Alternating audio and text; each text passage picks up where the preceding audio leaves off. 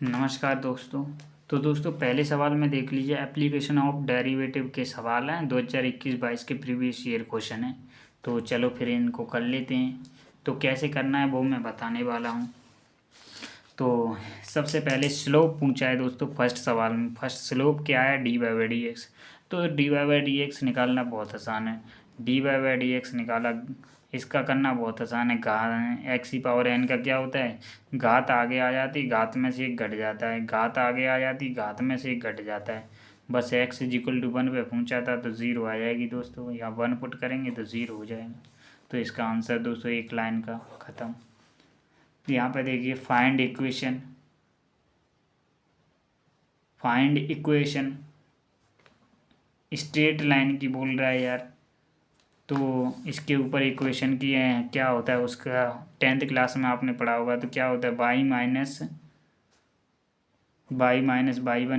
= क्या होता है x-x1 मल्टीप्लाई में m निकालना, स्लोप निकालना बहुत आसान है दोस्तों। ये पॉइंट निकालने पड़ेंगे सबसे पहले। x1 की वैल्यू तो दे रखी है, इस पॉइंट पे निकालना है। तो x1 की वैल्यू रखेंगे तो y1 की वैल्यू आ जाएगी। y1 की वैल्यू क्या आ जाएगी? 4 हो जाएगी। तो इसका डेरिवेटिव किया तो क्या आ जाएगा? बाई डैश किया तो हो जाएगा आपका 2x, इस पॉइंट पे किया तो 4 हो जाएगी। तो y-4 = x-x1 मल्टीप्लाई में डेरिवेटिव। इसको सॉल्व कर लेना, आंसर आ जाएगा आपका। ठीक है। तो यहाँ पे देखिए ये वेरी इंपॉर्टेंट सवाल है, जेई में भी आता है ये वाला। ठीक है। तो इंक्रीजिंग डिक्रीजिंग पता करना है। तो दोस्तों f"x अगर पॉजिटिव होता है दोस्तों तो वो होता है आपका इंक्रीजिंग, और अगर <<0 होता है तो वहाँ होता है आपका डिक्रीजिंग। यही कॉन्सेप्ट है बस। ठीक है।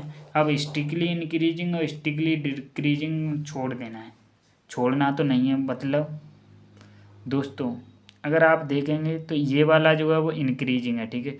स्टिकली इंक्रीजिंग हो जाएगा दोस्तों अगर ये हट जाएगा, यानी बराबर का चिन्ह हट जाएगा तो स्टिकली इंक्रीजिंग बन जाएगा। स्टिकली इंक्रीजिंग मतलब बढ़ता ही जा रहा है ग्राफ।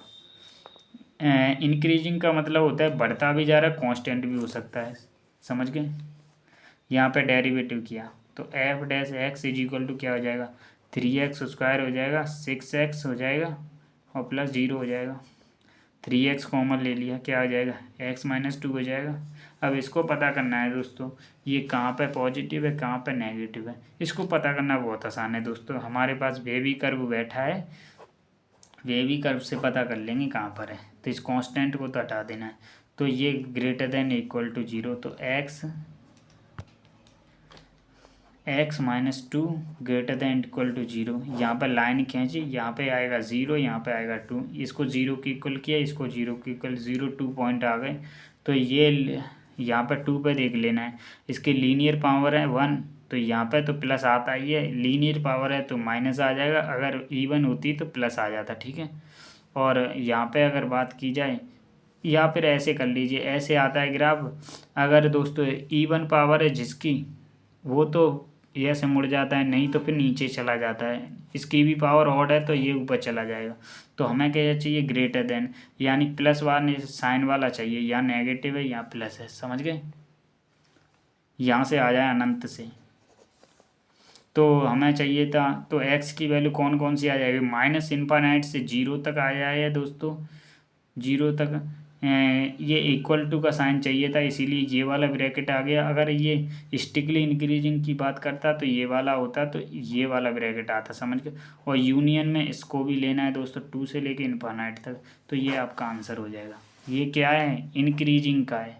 और बाकी जो बच गया है वो डिक्रीजिंग का। डिक्रीजिंग का कहाँ हो जाएगा? x हो जाएगा आपका 0 से लेके 2 तक। तो लो, डिक्रीजिंग पूछा होता तो ये कर देते। तो फिर मिलते हैं दोस्तों नेक्स्ट वीडियो में। Thank you.